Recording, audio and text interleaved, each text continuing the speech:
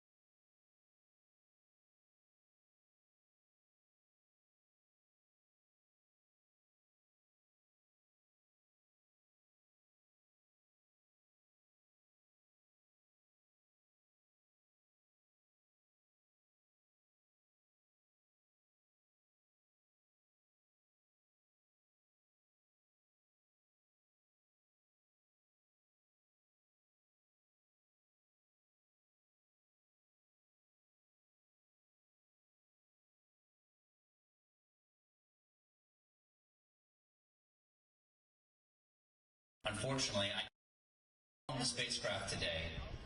I had a thing.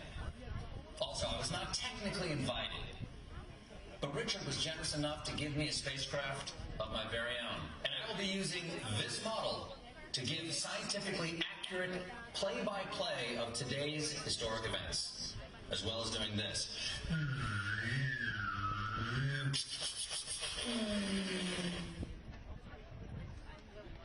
The Virgin Galactic crew are an inspiration to be bold, to be audacious, and to never give up in the pursuit of even your wildest dreams. So let's now take you to where the action is happening, live in the studio at Spaceport America, where your other co-hosts are standing by. First, one of the newest members of the Virgin Galactic team. She's a science author, an expert in space exploration, a bioastronautic researcher, and most impressively, a TikTok star. Kelly Girardi. Great to have you here, Kelly. Next.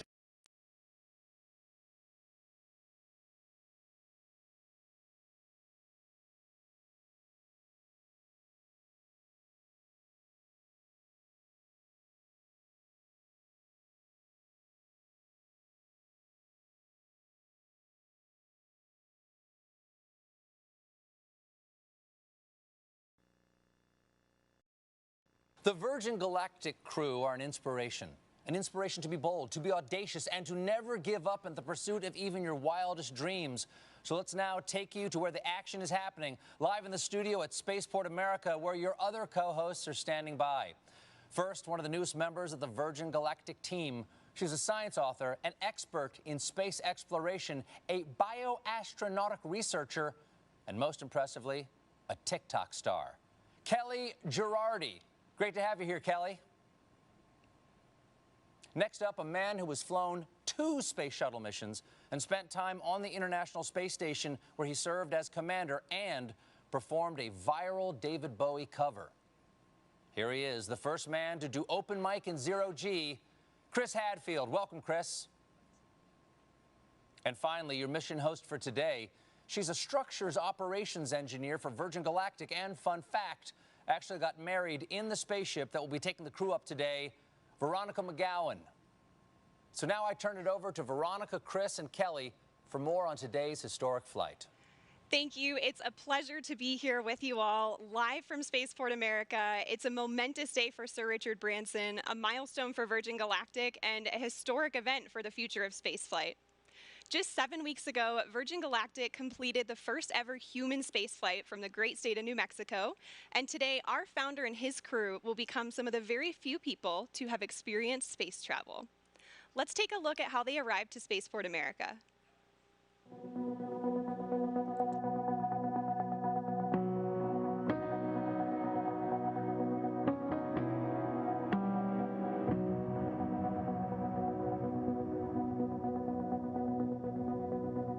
Astronaut 004, Sarisha Bamla. which is astronaut 004. Congratulations, Unity 22. You are officially registered for space.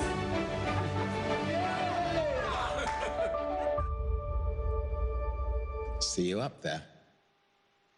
Well, way to start off your journey, first on a bike and now on a spaceship. The team is airborne. Here's some footage of them taking off just moments ago. The spaceflight system was towed out to the runway and elegantly took to the skies on what is a beautiful morning here in the state of New Mexico. They're at approximately 30,000 feet in altitude and climbing as we speak. Our spaceflight system is comprised of 2 vehicles in a mated configuration. Our mothership Eve, named thoughtfully by Richard after his late mother Eve, and Spaceship Unity, named by the late Stephen Hawking as a vehicle that will unite the world through space. Once at the launch altitude and location, Eve will release Unity for a voyage to space. So today is the day, everyone. Chris, what is the significance of today's flight?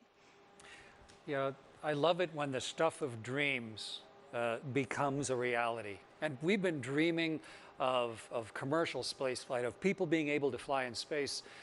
I mean, since the very first pioneers started flying, the X-15, which was the wonderful program in the 60s, was so much like the profile that they're going to follow today. And then the Ansari X Prize to try and push the limits. That is very much the DNA that's on this bottle, in fact, the DNA that has allowed this vehicle to fly. And it is like all of those pioneers and the flight today, you know, they pried the door open initially, but this crew today is really pushing it open permanently. And I'm really excited for the flight, but I think it's so significant professionally, technically, but personally for the people on board. Absolutely, and you mentioned opening up that doorway. Kelly, you're one of the people that's going to be going through that doorway soon. We are so thrilled to have you here to get a preview of what you're going to experience on a Virgin Galactic mission in the not too distant future.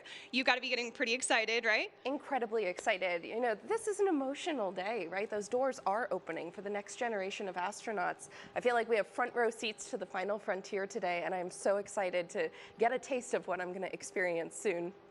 Definitely. Well, I'm so thrilled to have you here. And you too, Chris. Thank you guys so much for joining me today for this. Let's take a look at what we've got in store for the live stream. So while Mothership Eve is transporting Spaceship Unity to the launch point, we'll check in with the crew and the preparations that went into today's flight. We'll also share some perspective on the Virgin Galactic mission, so who we are, what we do, and our vision for commercial space travel in the 21st century. Next, we'll give you a guided tour through the Virgin Galactic experience, showing you what our astronauts will see and do throughout their stay, both on the ground and on their life-changing journey into space. Once we've reached the launch altitude and location, we'll see the moment when Spaceship Unity is released from Mothership Eve and accelerates into space, all coming to you live. So there's some incredible energy building here at Spaceport, and we're happy to have some special guests on site taking in this experience. My co-host, Kevin Prieto, a procurement specialist here at Virgin Galactic, is downstairs right now. Kevin, what's the vibe like down there? Thanks, Veronica. I am currently here at Spaceport America's hangar floor, where the ships usually reside, but as you just saw, they're on their way to space. Right behind me, I have the rocket motors we use for launch. And to my left, a very important person, CEO of Virgin Galactic, Michael Cole-Glazer. Michael, good to see you. It's great to be here, Kevin. Michael, I have one question for you, and that is, what does today mean? Kevin, this is a landmark moment for Virgin Galactic. It's a landmark moment for the new commercial space industry. And it certainly is a landmark moment for our founder, Sir Richard Branson, who right now is showing that when you have the fortitude to follow your dream, you can make a hugely profound impact on the world. It's a historic moment because today we are endeavoring to open access to space for all. Can you imagine? Being up there and looking back down has to be one of the most amazing feelings, and we can't wait for more people to experience it. I have to say how proud I am, Kevin, to have all my friends and colleagues who are today's crew representing the entire company. They're opening the door for the astronauts of tomorrow. We're thrilled to be here today and so excited to have all of you watching to be sharing this moment with us. It sure really is a historical moment for us, and I'm excited to be here. I'm going to be out in the street, so I'll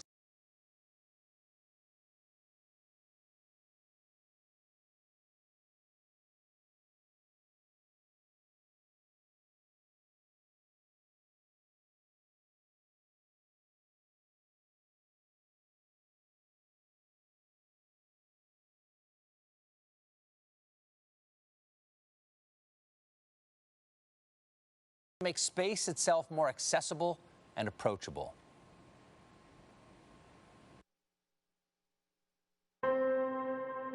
Line 3. Hello. Hi. Have you ever thought about going into space, Richard?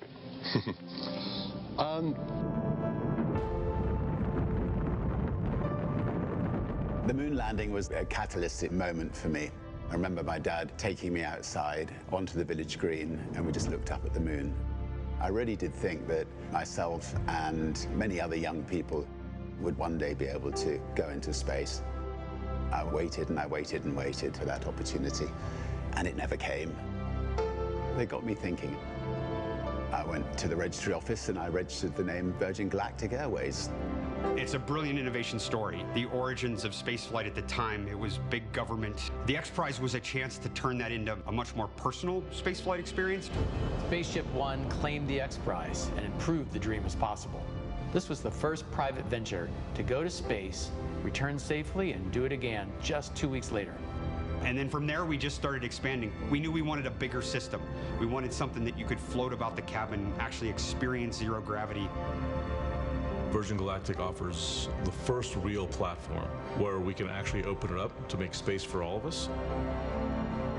We build on the shoulders of giants, but we want to be that first baseline for Earth and actually deliver on that promise. We are changing the way humanity views space. We've taken the impossible and we're making it inevitable. I always want to celebrate the team on this. You need heart, you need the best minds, you need the best humans to work on programs like this. The sky is no longer the limit for us.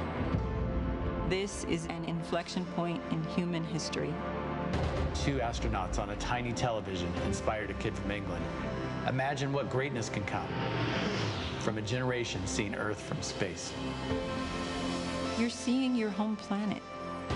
It's a real connection with the Earth. It grounds you and it feels timeless. I think in the same way that I was inspired by the moon landing. Release, release, release. Fire. I really hope that there will be millions of kids all over the world who will be captivated and inspired about the possibility of them going to space one day.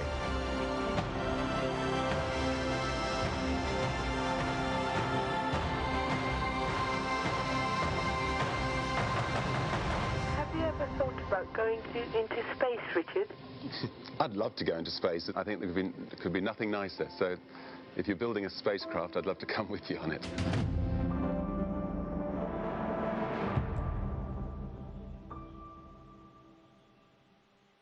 Truly inspirational, and right now all of that inspiration is up in the sky as the Virgin Galactic Spaceflight mission makes its way towards the launch point. Let's take a look at these onboard camera footages now and see what we've got here. We are already at 40,000 feet. You can already see the incredible view and the sky starting to darken there. This is already higher than what most regular commercial airliners will travel at. So I'm sure all of our astronauts are taking in that view already and getting really excited and prepared for the mission. Now, Kelly, we hope to connect live with Richard throughout the show here. What would be going through your mind if you were on board with him right now? Gosh, you know, aside from the overwhelming excitement, right, I think it would just be a sense of awe, the hard work and the vision that it took to get to today, and the magnitude of what it means for the next generation of humans who are going to experience the wonder of spaceflight. Absolutely. I mean, this is certainly the dawn of a new space age, and Mothership Eve is currently ascending still. We're already over 40,000 feet. Our target launch altitude for today is 45,000 feet. But in addition to that launch altitude, we also have a designated release point within the airspace. So while you may see us get to altitude rather quickly, we'll continue to complete our flight path until we get to that designated launch point. So everything's looking really good. Again, they're over 40,000 feet now, and just a beautiful view you get there already. I imagine they're just getting really excited for their upcoming space flight. So speaking of the crew on board, let's take a look at the folks in flight today.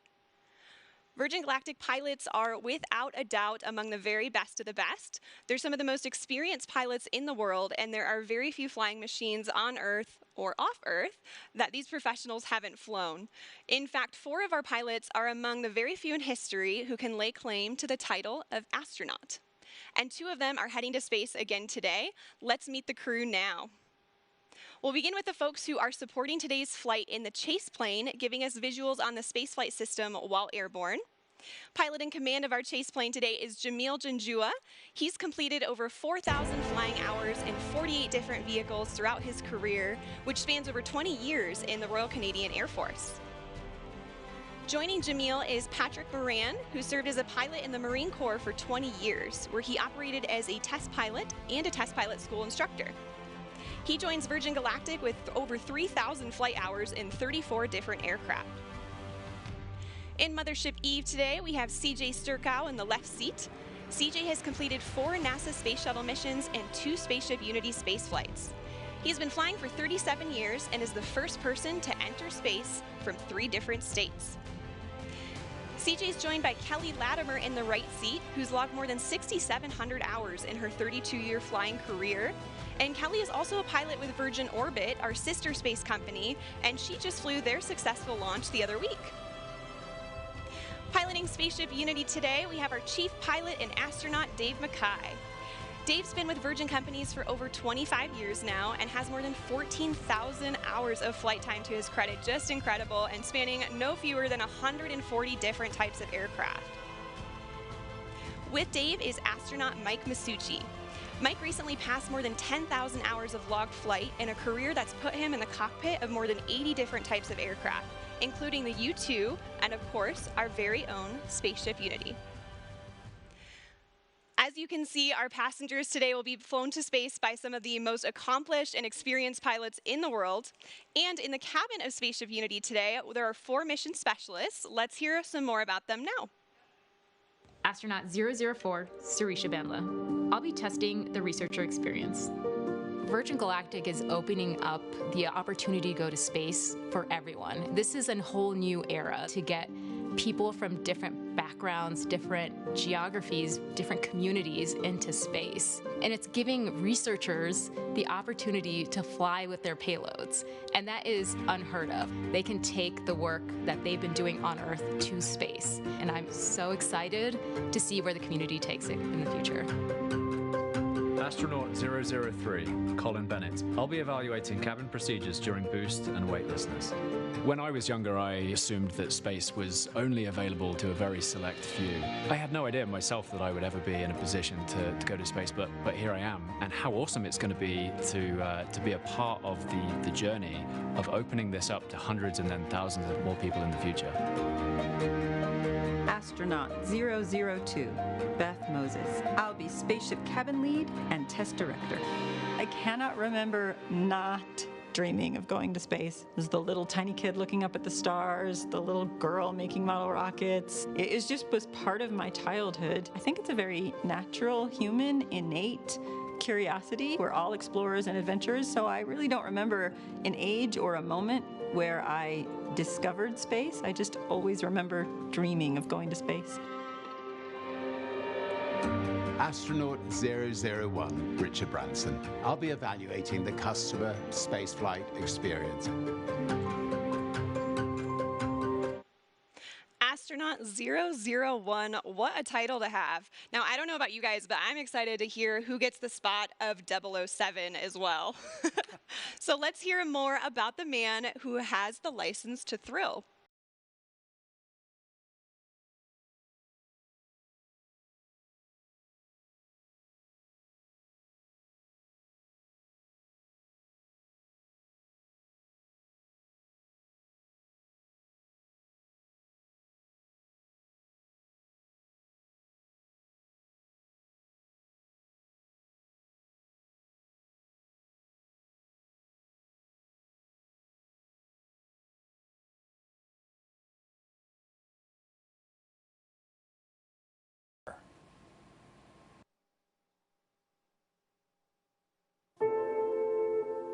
Dear Mum, you always told me to reach for the stars. Well, I took my own winding road, but I always knew to follow your lead. You always pushed us to our limits. When I was a child, you threw me out of the car miles from our house and urged me to find my own way home. You let me jump into a river to sink or swim. You and Dad taught me and my sisters independence and loved us with fierceness and tenderness. You were always an adventurer. You took glider lessons dressed as a boy, enlisted during World War II, toured Germany as a ballet dancer after the war. You flew treacherous routes as intrepid cabin crew for start-up airlines. You took us into the great unknown on family holidays. You treated every day as a chance to explore. Before the word existed, you were always an entrepreneur. You helped make ends meet by creating your own small businesses. You showed me how to grow a company, how to treat people, how to be creative, how to balance work and play, how to live. You were always a romantic. You and Dad showed Joan and me the way to build a life filled with humor and heart, hope and humility, honesty and happiness. You showed us the value of kindness, the magic of laughter, the beauty of music, and the joy of family. You were always my guiding light at Virgin Galactic. You shared with me that the day we named our mothership VMS Eve was one of your happiest. You always knew Eve would start my journey to space one day, just as I always knew you would do the impossible for me. Well, Mum, our mothership, which carries your name, will carry the next generation of dreamers into space. You were always a dreamer. You urged me to strive for every opportunity I saw. You told me to chase my wildest fantasies and to live life to the full. Well, the brave may not live forever, but the cautious do not live at all. How you lived, how you loved, and how you are missed. Dad always said, "Isn't life wonderful?" And you both showed us it was.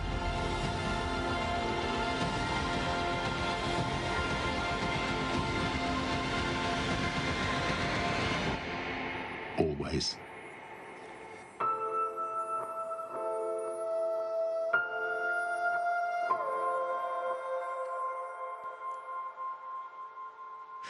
Such a beautiful letter. Eve Branson really was an inspiration to all of us here at Virgin Galactic.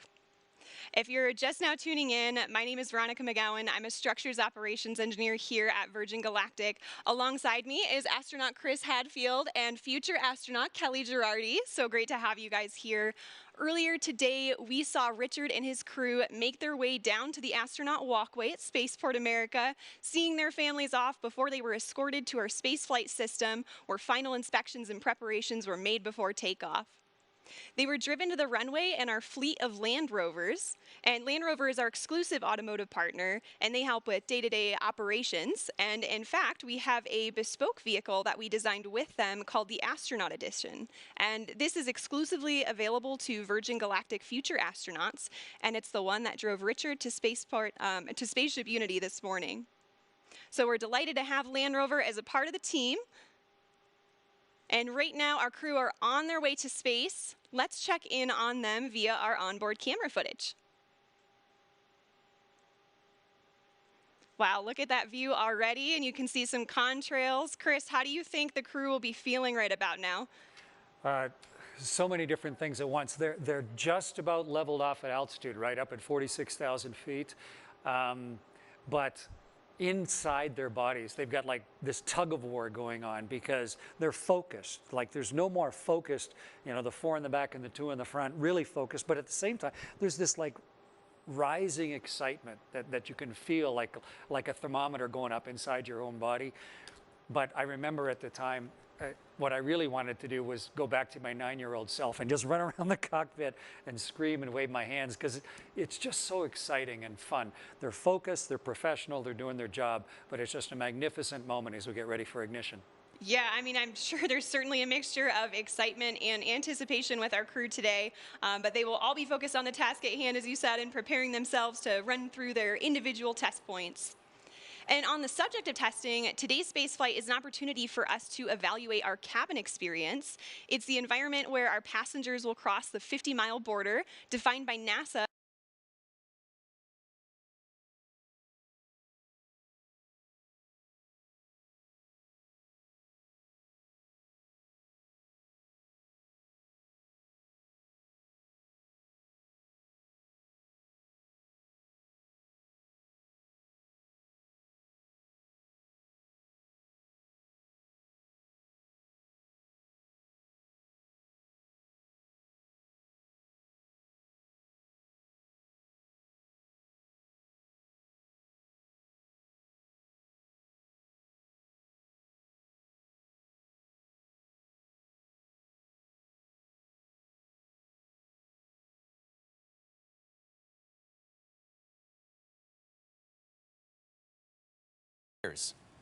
That's where the innovations of Virgin Galactic come in.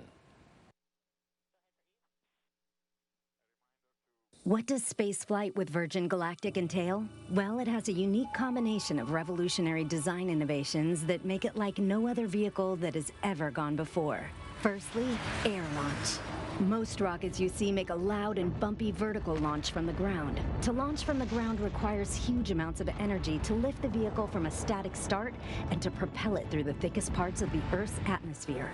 Instead, Virgin Galactic spaceflight starts with a smooth runway takeoff, not dissimilar to a conventional commercial airliner. The spaceship, attached to a mothership, gracefully ascends to the launch altitude of around 50,000 feet, bypassing the thickest parts of the Earth's atmosphere, making it far more energy efficient and far more comfortable for the passengers inside. When the vehicles have reached the launch altitude and location, Mission Control provides clearance for release. Release, release, release. The pilots activate the launch and set spaceship free.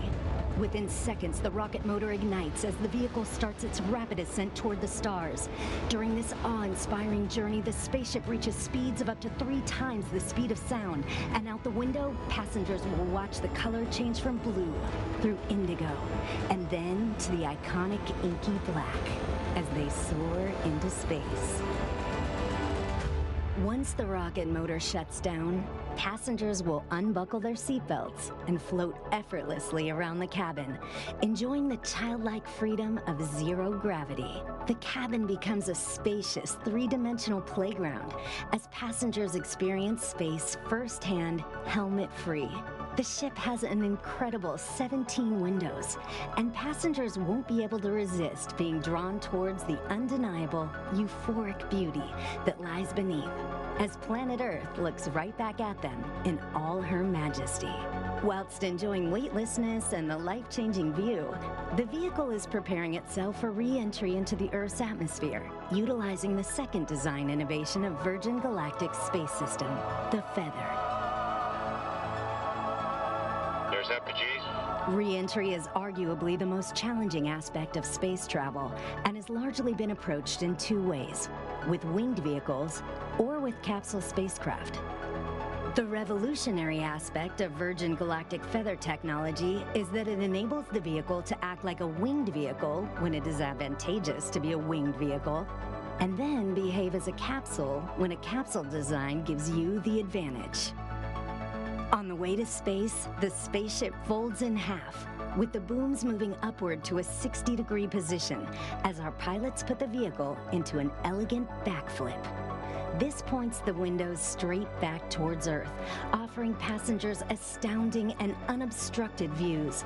This maneuver also allows the vehicle to behave like a capsule on re-entry, spreading the friction heat generated from re-entering the Earth's atmosphere across the entire underside of the spaceship, and aerodynamically enabling it to reorient itself from any position.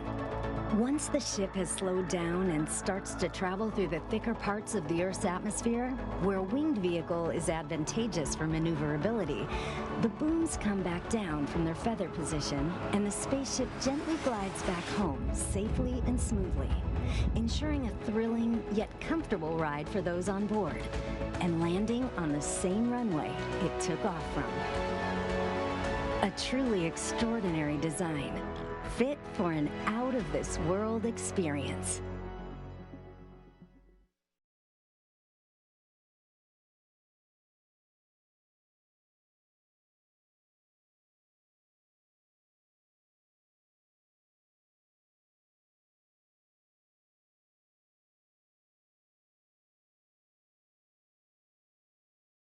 To experience zero-G and see our fragile planet floating in the depths of space. I would go up in a minute if my wife would let me. How about you, Veronica? Oh, absolutely. I mean, that would be an offer too good to refuse. Now, Chris, I'm sure you'd agree that the experience that Richard is having right now is probably a lot more comfortable than your launches. Yeah, I had a chance to fly as part of the space shuttle crew twice, and then I flew on the Russian ship as the pilot once. And it's a little capsule, like they were talking about winged and capsule vehicles. But both of them needed a rocket to get them up above the atmosphere. And the beauty of what Sir Richard and his crew are doing now is that they've had the mothership Eve to carry them gently up. So yeah, they're much more comfortable than I was at this stage, getting ready for the second engine and the rockets to ignite there. Yeah, I can imagine. And Kelly, now I know you've experienced zero-G already in some parabolic flights. Your space flight will surely be an extension, right, of that zero-G time. What are you most looking forward to in terms of conducting experiments in that environment? Yeah, exactly. Like Veronica said, I've done a number of parabolic research flights here on Earth where the aircraft takes this roller coaster profile to simulate zero-G seconds at a time. But during a dedicated research mission with Virgin Galactic, I am most looking forward to that continuous, uninterrupted minutes worth of microgravity exposure to do my experiments. It's just an unprecedented time. The next generation of researchers and scientists are going to be flying with their payloads, and I'm so excited for what's to come. Yes, definitely excited for your space flight, and I'm very excited that people can experience, not only that personal transformation on space flights, but also conduct scientific research. So it's a really flexible platform.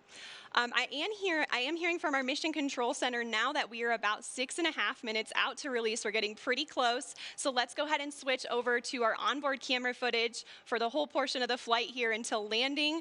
I am hearing we're in the middle of our L-10 checks. And L-10, it means we're approximately 10 minutes out from the moment when Mothership Eve releases Spaceship Unity. And this is based on an estimated time of arrival to that release point. So timing may vary a little bit, but the closer we get to that point, the more accurate the estimate becomes. And right now we're about 6 minutes out. So up until L-10, Eve is in full mothership mode, carrying Spaceship Unity to altitude and providing her, through essentially an umbilical cord with electrical power, system heat, and cabin pressurization. And this air is conditioned, so we can keep folks cool on the ground for hot summer days like today, and heated at high altitudes where things get a little bit cooler to keep the pilots and the passengers comfortable. So at L-10, Spaceship Unity switches to her own battery power for avionics and control systems and performs electrical checks, feather system checks, flight control checks, and more. And Unity and Eve have their own intercom system throughout this, so they're communicating with each other in the vehicles and with the Mission Control Center throughout each check here. These days, more and more systems are becoming automated, especially in aircraft and spacecraft. And what's really exciting about the Virgin Galactic spaceflight system is that our crew truly are hands-on with the piloting throughout the flight. Oh, there's Sir Richard Branson now. It's so exciting to see them in the back. I'm sure they are just getting incredibly excited. And of course, as mentioned earlier, we have Dave and Mike up front. We have an amazing team of pilots here, and they just love to pilot a vehicle that is arguably the most exciting vehicle in the world to fly. And I imagine, this also provides passengers with an additional level of comfort, knowing they have crew members with them throughout the duration of the flight. There they are again, just moments away at this point. It's looking like we're about 4 minutes and 20 seconds out now.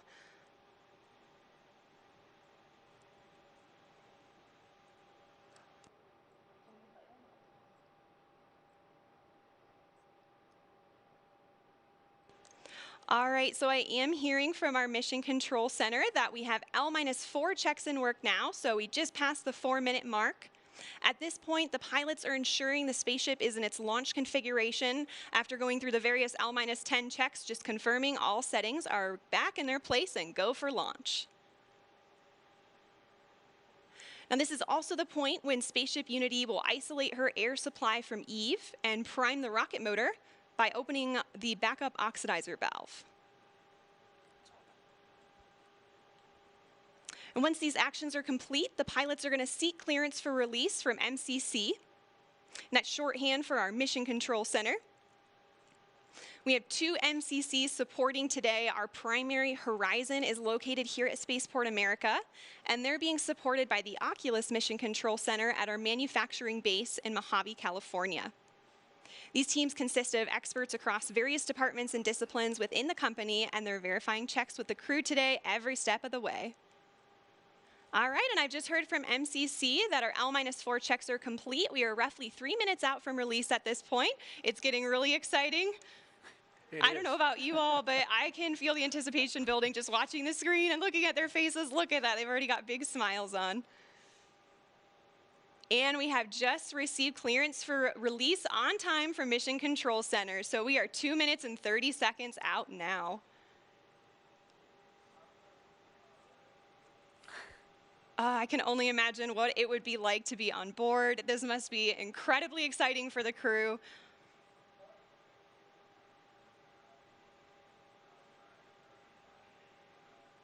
We're about 2 minutes out now, and once we get to the 30-second point, Spaceship Unity is going to arm the launch pylon.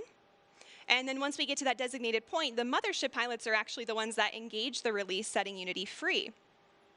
So we have actions for both the mothership pilots and the spaceship pilots, so they're in coordination and all agree on the launch.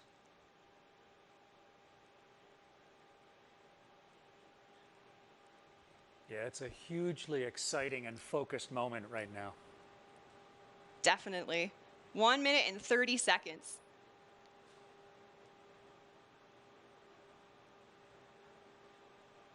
The spaceship pilots are also going to push the stick all the way forward to prepare for release. And things happen pretty quickly after the release. So the pilots are going to light the rocket motor and they're going to accelerate in level flight until they reach Mach 1, at which point they'll start what we call the gamma turn, where we turn directly up and head to space. 1 minute to release now.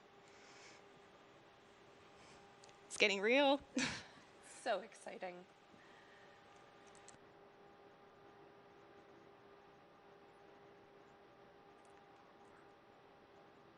"45 seconds.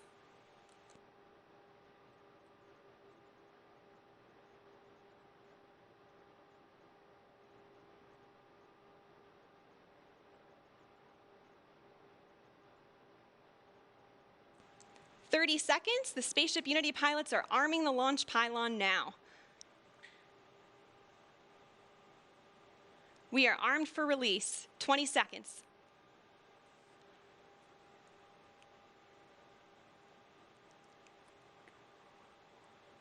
"10 seconds. 5, 3, 2, 1. Release, release, release. Clean release. Ignition. Good rocket motor burn. There's Mach 1 trimming now.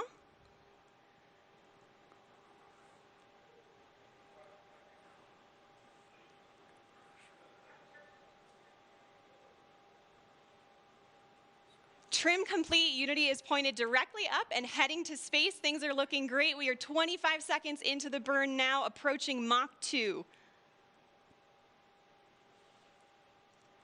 30 seconds, Mach 2. Everything's looking really good and stable. 40 seconds. 45 seconds.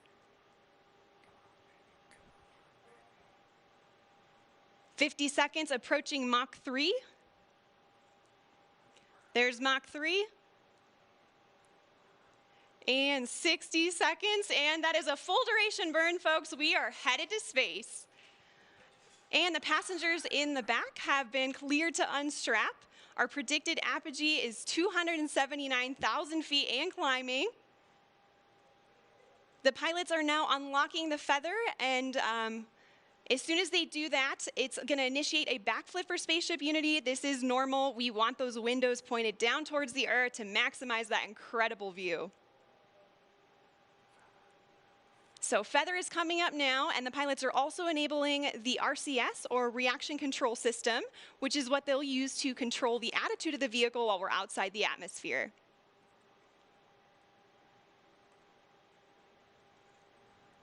All right, feather is all the way up.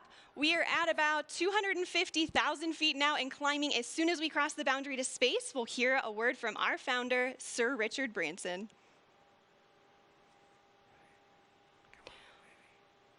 Welcome to Space Unity 22.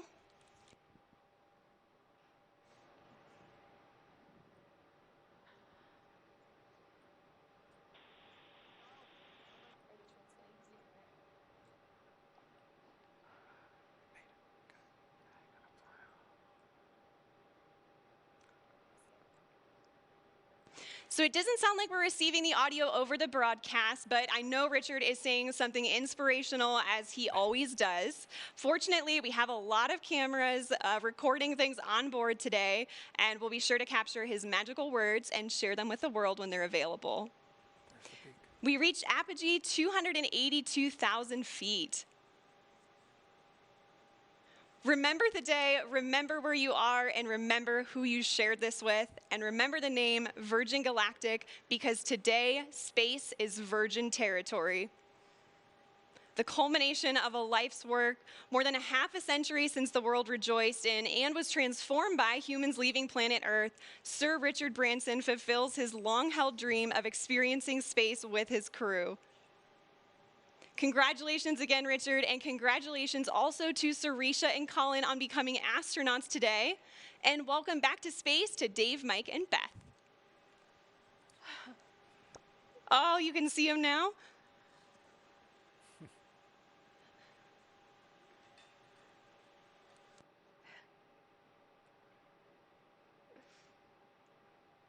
So we are on the re-entry portion of our flight now, and the mission specialists are heading back to their seats. Our training team has worked really hard on this portion of the flight to make it very natural and intuitive for passengers. Now, when we talk about space travel, a lot of people know and expect the boost portion of the flight to be loud and thrilling, but what's interesting is re-entry is also very similar, as supersonic air is flowing over the vehicle in the feathered configuration. Shock waves form on top of the cabin, which are audible to those inside.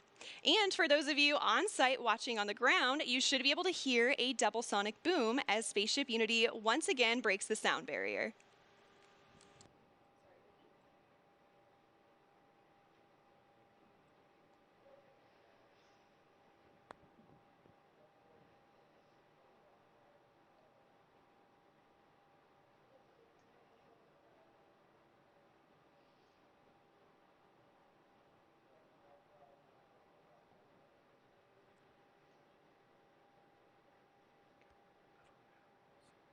All right, folks, we are now subsonic, just under 75,000 feet in altitude.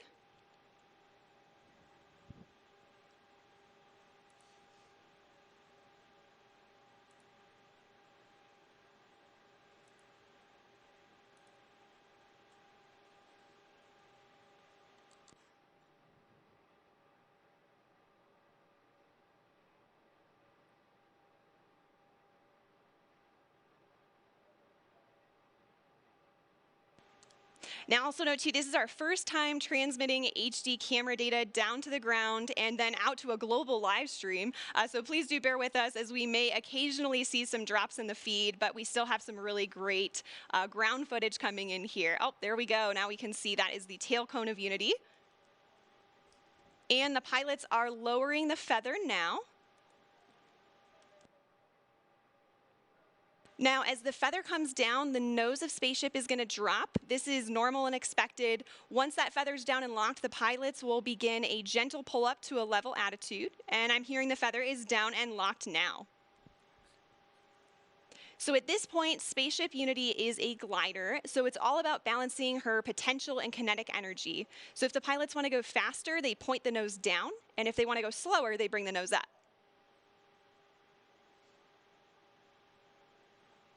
And right now I'm hearing the crew's listening to a special soundtrack for the glide. It's the latest release from Khalid, a track called New Normal. And all of us will get to hear that on Earth during our celebration, so stick around for that.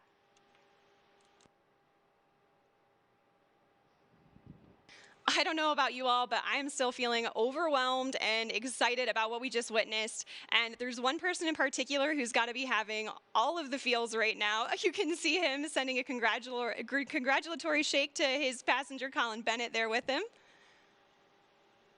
Let's see if we can connect with the crew again here. Is manual dump to 200.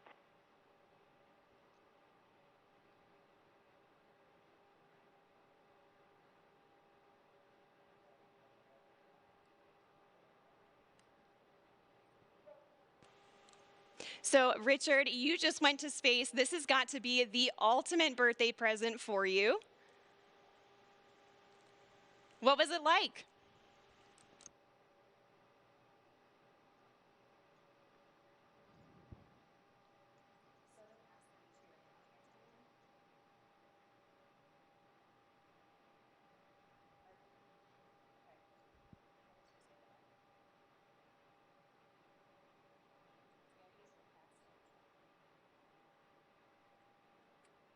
All right, folks, again, sorry, we're not getting that transmission through the live broadcast, but again, we do have lots of recording devices aboard the spaceship, and we will be sure to release some footage of Richard and the crew up there today.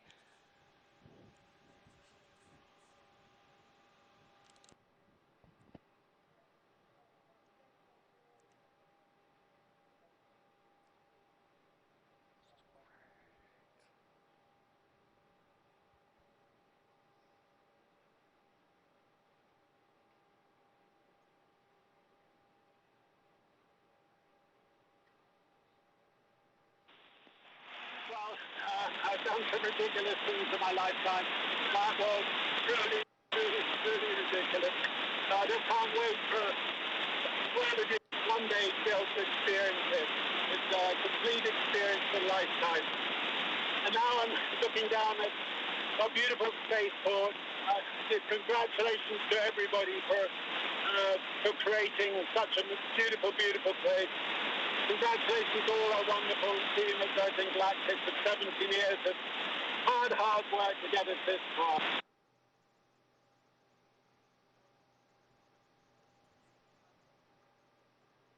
All right, so I'm so happy we could catch a little part of that. It seems like there's a little bit of a delay in the transmission there. It does have a long way to travel.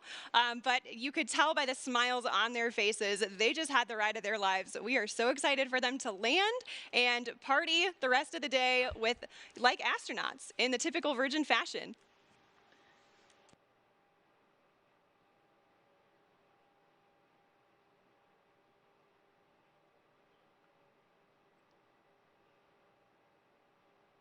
So we are at 22,000 feet now and descending. And as I mentioned earlier, Unity is a glider at this point. So the pilots right now are discussing their energy management plan. And pretty shortly here, they'll be meeting up with our chase aircraft with Jamil and Patrick to get some really cool visuals of Spaceship Unity.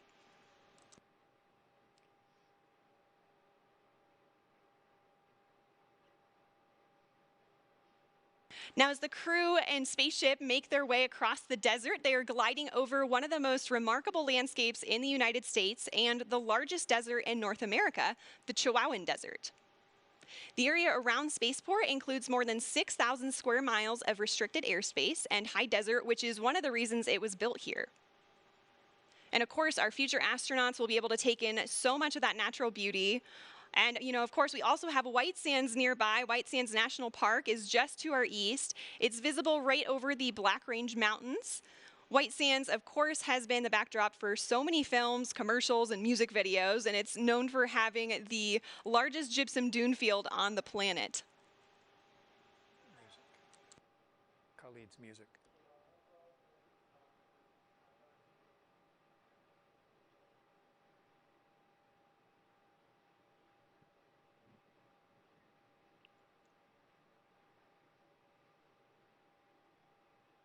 So also nearby is the Oregon Mountain Desert Peaks National Monument, and that's nearly 500,000 acres of protected land that our guest families will be able to experience.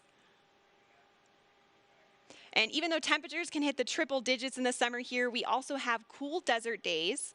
And fortunately, our pilots and crew can stay comfortable thanks to their spacesuits. They were designed with our technical spacewear partner, Under Armour, and they're absolutely beautiful, as you can see on the crew there. They're lightweight and made of flight grid knitted fabrics, which forms the spacesuit and also helps regulate their body temperature.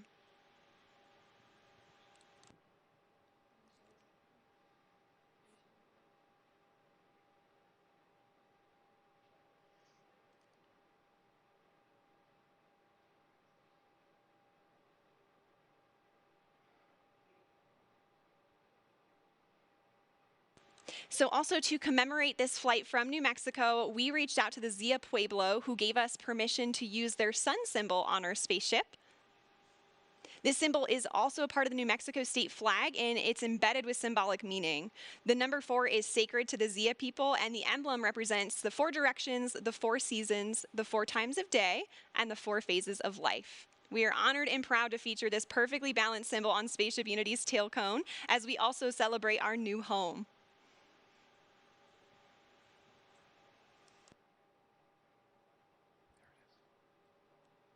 Oh, you can see the chase in the background there outside of Richard's window. The pilots are coordinating with Chase now and discussing their energy management plan. They're at about 9,500 feet in altitude, and the runway out here at Spaceport America is around 4,600 feet in altitude.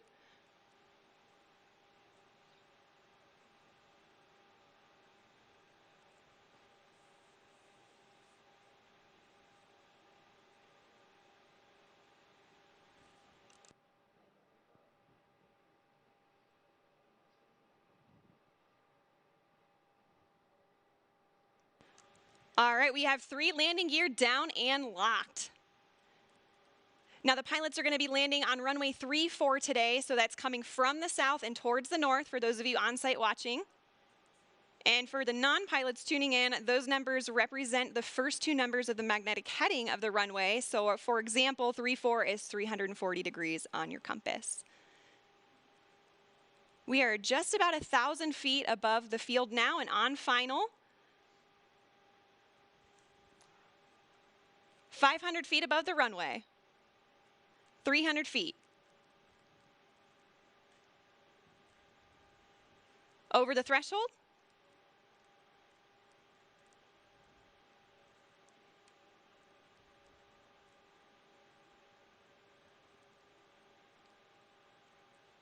Main gear touchdown. And we're going to hold it just like this for a minute before bringing the nose down. Can see they're already celebrating inside there. And the nose is coming down now. Nose gear touchdown. And braking.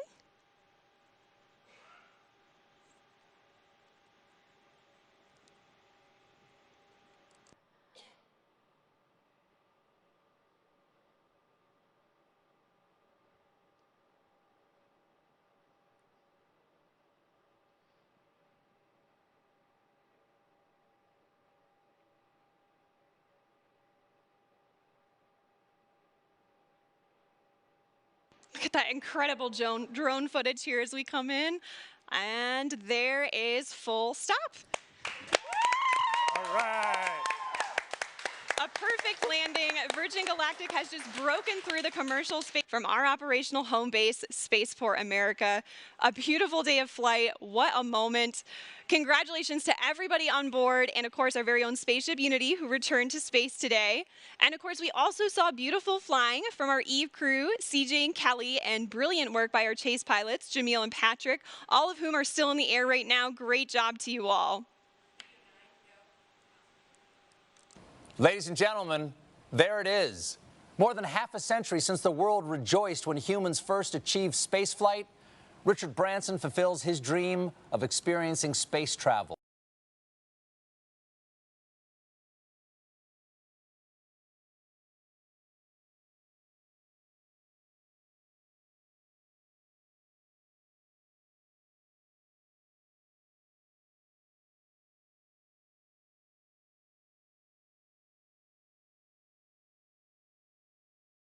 A special musical performance to celebrate today's milestone. But first, let's hear some thoughts on the flight. Chris, you've returned from space several times now, both on a capsule and a space shuttle. How does this landing compare to the landings you've experienced? Well, obviously, that's a much more gentle landing than a capsule on my Soyuz flight. The shuttle 2 times is quite similar to what the crew just went through. But for them, of course, it's such a personal experience now. And what are they going to do with this? How are they going to take this amazing view of the Earth that they've just had and the kind of brave new nature of what this whole team has just accomplished? How are they going to now make that part of who they are, and how are they going to share this experience with other people? You know, that's what's going through their minds right now. I'm just so proud of the whole team. That was an amazing accomplishment. It was epic. And, you know, as somebody who has spent, what, like 4,000 hours in space, is it? Yeah.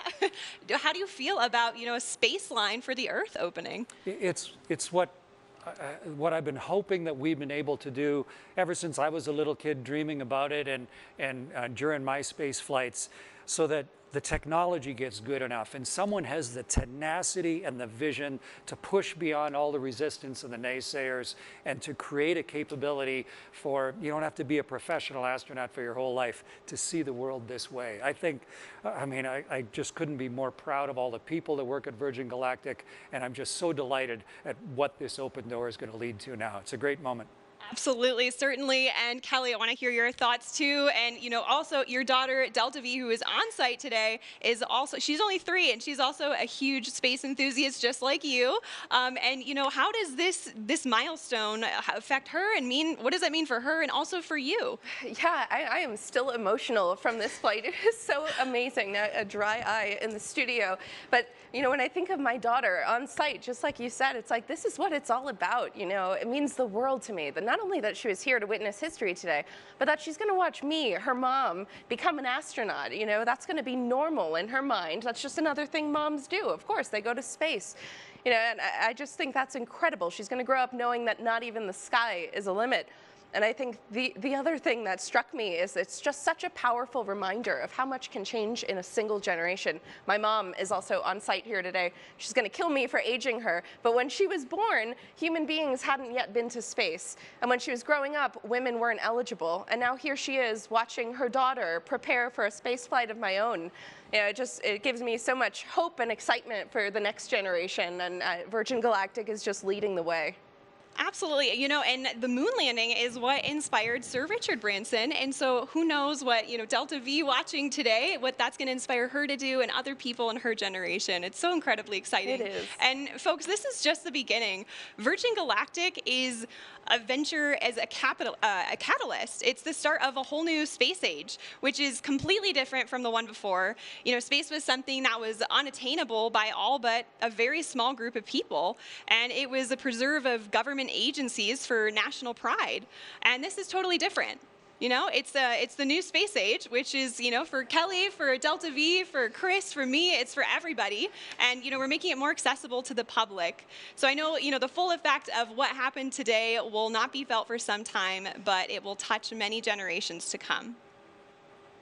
Now, Chris, you were aboard the ISS for about 5 months at one point, right? Did the view out the window ever get old? Gosh, no. At the end of my 5 months on the space station, we were getting back into our ship, just sort of like the crew returned today. And just before I got into my spacesuit, I went over to the window just to try and soak up a little more of that incredible perspective. You know, the world is so generously beautiful. And you see it in a whole new way. You can see for thousands of miles in each direction. And you can see the curvature of our planet. And the reality of where we all live suddenly becomes part of who you are. And right up to the last second, I was there with my nose print on the glass, you know, trying to not miss the magnificence of this entire experience. Yeah, and you took like thousands of photos up there too, right? I mean, Yeah. Does that even give you a glimpse of what it was like as a reminder to be up there? I know the video today was a little glitchy, but we've got all the recorders on board. Yes, and absolutely. What the crew's going to have now, of course, is their own personal memories, and then the way to sort of catalyze them again and be able to watch those videos and think about of the beauty of what they've been through and let it sort of sink into who they are. And so, yeah, I took thousands and thousands of pictures and videos in space, and they really help me now remember the richness of the experience. So it'll be great to see the videos that they recorded on board.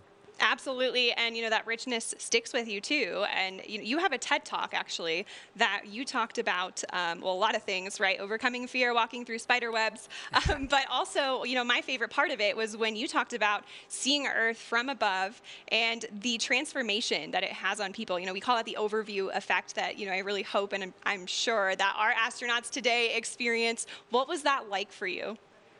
Yeah, I've been so lucky to see the world from that point of view, and as one of the very first human beings to have the responsibility and the privilege of being up there, and to have a vehicle like Virgin just put up today that is allowing more eyes than just my two to see it, to understand not just the geology of the world, but us on it. All 7 billion of us, and we're on board this little spaceship of Earth, and you can actually get a palpable sense of that from on board the ship.